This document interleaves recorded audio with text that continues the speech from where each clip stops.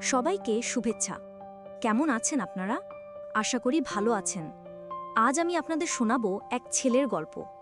একটা ছেলে যে জন্মেছিল দারিদ্র্যের মধ্যে, যার জীবনের সঙ্গী ছিল ক্ষুধা আর কষ্ট, কিন্তু যে কখনো হারায়নি একটা জিনিস, তার স্বপ্ন। মাত্র 4 বছর বয়সে ভোর 5টায় মায়ের ডাকে ঘুম ভাঙত তার।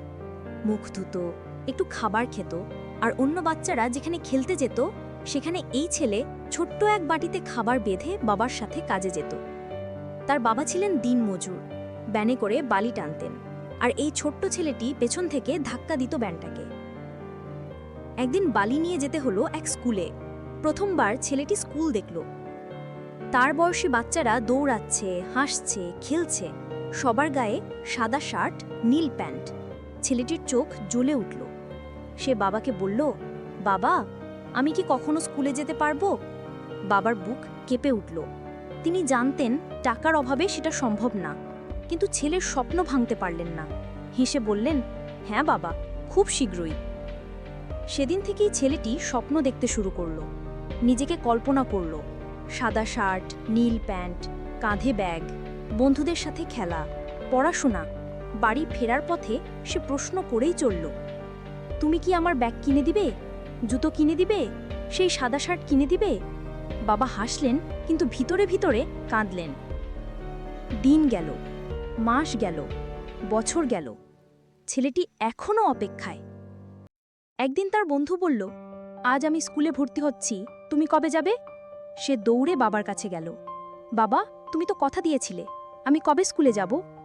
বাবা চোখের জল লুকিয়ে আবারও বললেন, খুব শীঘ্রই বাবা। অবশেষে একদিন বাবা বাজার থেকে পুরনো সাদা শার্ট আর নীল প্যান্ট নিয়ে এলেন। ছেলেকে সাজালেন, হাত ধরে নিয়ে গেলেন স্কুলে। সেদিন ছেলেটির মনে হলো সে উঠছে, তার স্বপ্নের শুরু হলো।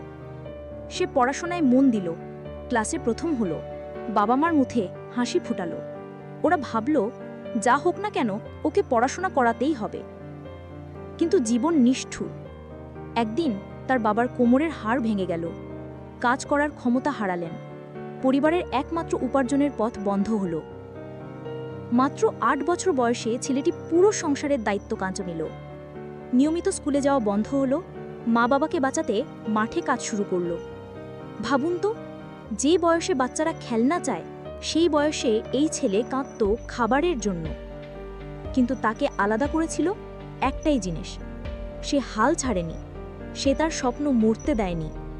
দিনে কাজ করেছে, তবুও পরীক্ষায় অংশ নিয়েছে, ক্ষুধা, দারিদ্র্য আর পড়াশোনাকে একসাথে সামলেছে।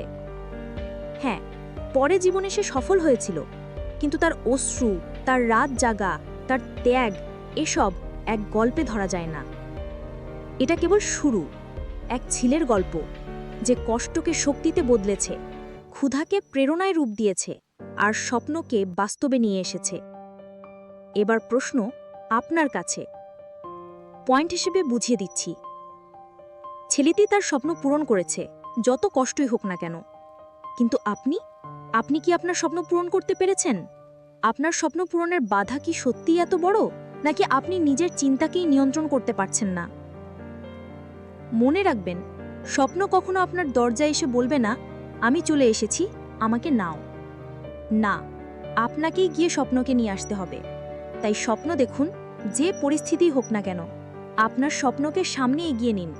কারণ সাফল্য সেই মানুষের জন্য যে মানুষ নিজের স্বপ্নকে তাড়া করতে সাহস করে।